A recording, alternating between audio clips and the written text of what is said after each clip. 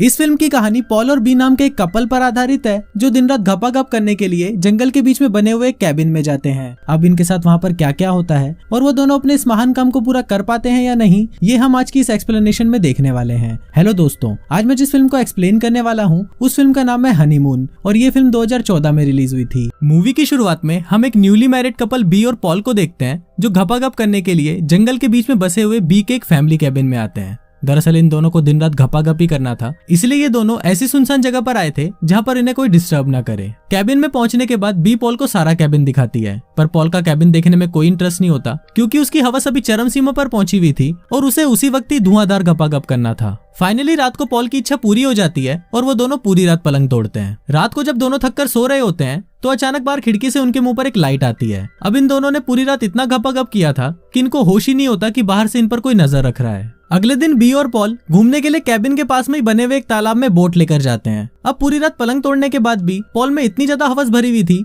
कि वो बोट पर ही बी को अपने कपड़े उतारने के लिए बोलता है और फिर वो दोनों बोट के ऊपर ही घपाघप करने लगते हैं। इसके बाद वो दोनों जंगल के पास में ही बसे हुए एक छोटे से टाउन में जाते हैं और वहाँ पर वो लंच के लिए एक रेस्टोरेंट ढूंढ रहे होते हैं। अब पूरे टाउन में उन्हें बस एक ही रेस्टोरेंट मिलता है, इसलिए वो दोनों वहीं पर चले जाते हैं। रेस्टोरेंट के अंदर जाकर वो देखते हैं कि रेस्टोरेंट का ओनर गुस्से में वहाँ पर रखी हुई चीजों को तोड़ रहा है और वो पॉल और बी को देखकर बोलता है कि यहाँ से चले जाओ। बी और पॉल वहाँ से जा ही रहे होते हैं कि तभी वो आदमी बी के पास आता है और उसको बोलता है कि तुम मुझे पहचानती हो, मैं विल हूँ। फिर बी भी उसे पहचान लेती है और उसको देखकर बहुत खुश होती है। दरअसल बी और विल बचपन के दोस्त थे और वो पहले एक साथ रिलेशनशिप में भी थे। फिर विल उनको बोलता है कि मैं तुम दोनों के लिए कुछ खाने के लिए बना देता हूँ, पर तभी वहाँ पर विल की वाइफ एनी आती है और वो उन दोनों को वहाँ से जाने के लिए बोलती है। बी और पॉल देखते हैं कि एनी काफी डरी हुई लग रही थी और उसका बिहेवियर भी काफी अजीब था और इस वजह से विल भी उस पर काफी गुस्सा कर रहा था। रात को सोते वक्त बी पॉल को बोलती है कि एनी काफी अजीब लड़की है और शायद विल ने सही लड़की से शादी नहीं करी। इस पर पॉल उसे बोलता है कि तुम्हें उन दोनों की चिंता करने की कोई जरूरत नहीं है। इसके बाद वो दोनों वापस एक दूसरे के करीब आते हैं और फिर से पलंग तोड़ना शुरू कर देते हैं। इसके बाद हम देखते हैं कि आधी रात हो चुकी होती है और बी और पॉल भी सो रहे होते हैं। तभी अचानक अलार्म बजता है और पॉल को लगता है कि शायद सुबह हो गई है, इसलिए वो उठकर बाहर चला जाता है। पर पॉल जब घड़ी को देखता है तो उसमें 12 ही बजे होते हैं। फिर पॉल वापस सोने के लिए बेडरूम में आता है तो वो देखता है कि बी वहाँ पर नहीं है।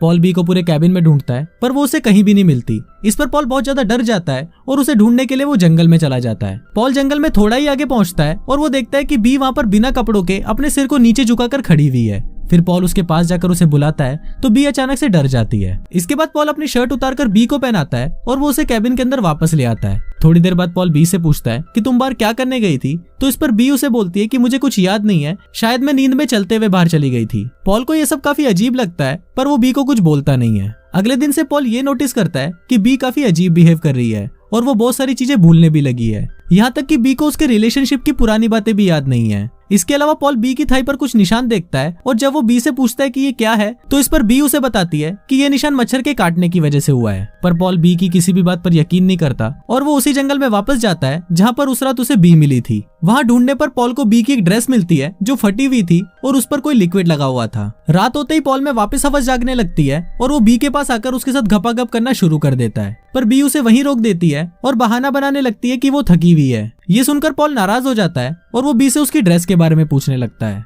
इस पर बी पॉल को झूठ बोलती है कि वो ड्रेस गंदी हो गई थी, इसलिए उसने उस ड्रेस को लॉन्ड्री में डाल दिया था। तभी पॉल बी को वो ड्रेस दिखाता है और उस पर गुस्सा करने लगता है। पॉल को ये भी लगता है कि बी उसे धोखा दे रही है। इस पर उन दोनों में लड़ाई हो जाती है और वो दोनों बिना घपाघप किए ही सो जाते हैं। रात को सोते वक्त फिर से खिड़की से वही लाइट आती है, पर इस बार पॉल उस लाइट को देख लेता है और पता लगाने के लिए बाहर जाता है। पर पॉल जैसे ही बाहर पहुंचता है तो वो देखता है कि वहाँ पर कोई भी नहीं है। अब पॉल को शक होने लगा था कि शायद बी का अफेयर विल के साथ चल रहा है। अगले दिन हम बी को देखते हैं जो अपनी डायरी में लिख रही होती है कि मेरा नाम बी है, मेरे हस्बैंड का नाम पॉल है और इसके साथ वो अपना एड्रेस भी लिख रही होती है। पर जैसे ही वो वहाँ पर पॉल को आते हुए देखती है तो वो उस डायरी को बंद करके छुपा लेती है। फिर पॉल बी के पास आता है और उसे कल रात के लिए माफी मांगता है। इसके बाद वो दोनों फिशिंग के लिए तालाब पर जाते हैं और वहाँ पर पॉल बी को बोलता है कि अब उन्हें वापस शहर चले जाना चाहिए क्योंकि यहाँ पर कुछ भी ठीक नहीं हो रहा। इस पर बी पॉल को मना कर देती है और बोलती है कि अभी तक तो हमने अच्छे से एंजॉय भी नहीं किया। फिर भी पॉल के नजदीक आती है और पॉल बी के मौत के कुएं में अपनी उंगली डालने लगता है। पॉल जैसे ही अपना हाथ बाहर निकालता है तो वो देखता है कि उसकी उंगली पर खून लगा हुआ है और इसके साथ ही बी के मौत के कुएं से भी बहुत सारा खून निकलना शुरू हो जाता है। इसके बाद वो दोनों वापस कैबिन में आ जाते हैं और पॉल बी को बोलता है कि उन्हें डॉक्टर को दिखाना चाहिए, पर बी पॉल को मना कर देती है और बोलती है कि ये अपने आप ही ठीक हो जाएगा।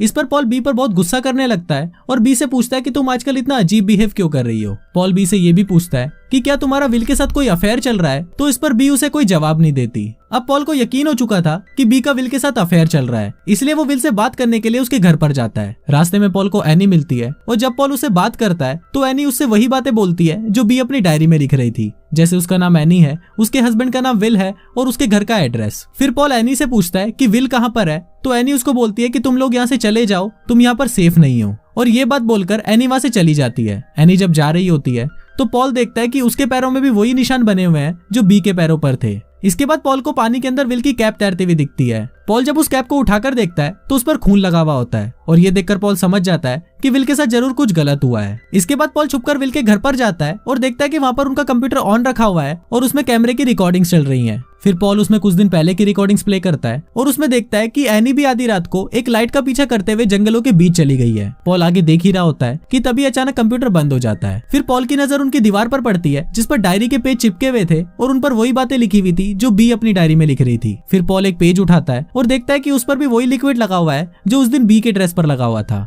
इसके बाद पॉल भागता हुआ बी के पास आता है और उसको बोलता है कि विल के साथ कुछ बुरा हुआ है और शायद वो मर चुका है। इस पर बी उसे बोलती है कि पॉल के साथ कुछ भी बुरा नहीं हुआ, बल्कि एनी तो उसे बचा रही थी। बी की बातें सुनकर पॉल की फटकर रात में आ जाती है और वो उसे वहीं छोड़कर वहां से जाने का फैसला करता है। फिर पॉल अपनी कार की चाबी ढूंढने लगता है पर उसे कार की चाबी नहीं मिलती क्योंकि बी ने उसे छुपा दिया था। फिर पॉल बी के पास आकर उसे झगड़ा करने लगता है तो बी वहां से भागकर सीधा बाथरूम में चली जाती है और खुद को बंद कर लेती है। थोड़ी देर बाद पॉल बाथरूम का दरवाजा तोड़कर अंदर आता है तो वो देखता है कि वहाँ पर बी एक लकड़ी लेकर अपने मौत के कुएं में घुसा रही है। पॉल उसे ऐसा करने से रोकता है और वो उसे उठाकर बेडरूम में लेकर आता है और उसे बेड से बांध देता है। इसके बाद पॉल बी से उसकी पुरानी यादों के बारे में पूछता है तो बी को कुछ भी याद नहीं होता। अब ये सब देखकर पॉल को कंफर्म हो चुका था कि बी के साथ भी जरूर कुछ गलत हुआ है। थोड़ी देर बाद पॉल देखता है कि बी की मौत की गुफा में से कुछ बाहर आ रहा है। फिर पॉल उसकी मौत की गुफा में हाथ डालता है तो वो देखता है कि उसमें से एक लंबा सा क्रिएचर बाहर निकलता है। पॉल ये सब देखकर बहुत ज्यादा डर जाता है और वहां से जाने लगता है। पर तभी वहां पर बी आती है और वो पॉल को बताती है कि उस रात जब खिड़की से लाइट आई थी तो वो उसको देखकर उसके पीछे जाने से खुद को रोक नहीं पाई और फिर जब वो जंगल में पहुंची